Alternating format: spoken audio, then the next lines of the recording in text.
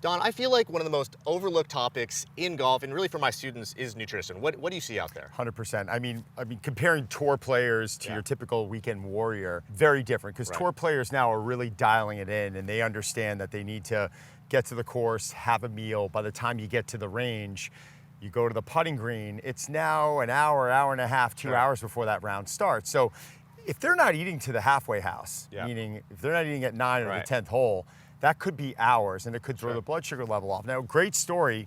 It's great because it worked out terrific for him, but you know, the Ryder Cup captain this year is going to be Keegan Bradley, and I worked with Keegan back when he was in St. John's, and I remember Keegan contacting me when he was trying to make the nationwide tour. This is how many years ago it was. And he said, he goes, you know, I just feel like I'm sweating by 16, 17, 18.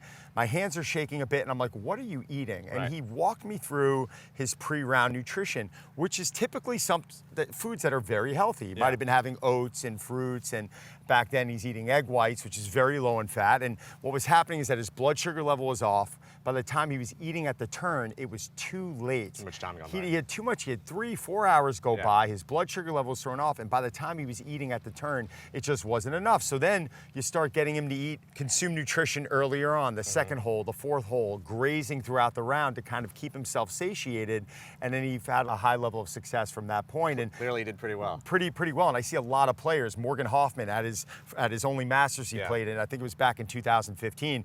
Morgan's walking down the fairway with a container of bison burger, sweet potato, and vegetables. That's an extreme. I'm not telling everyone that they need to do that, but he understood the importance of protein, getting in good healthy fats, and slow burning carbohydrates. So what I recommend for most people is eat a sensible meal before the round and try and bring some healthy snacks out in the round. Maybe it's their favorite protein shake. Maybe it's some, jerky. Maybe it's some nuts, almonds, seeds, a little bit of fruit or dried fruit, something that's going to keep them satiated throughout the round. They're going to notice that their brain function and performance is going to improve, hopefully resulting in lower scores. Well, you've heard it from the man himself. If you want to improve your swing, first, improve your diet.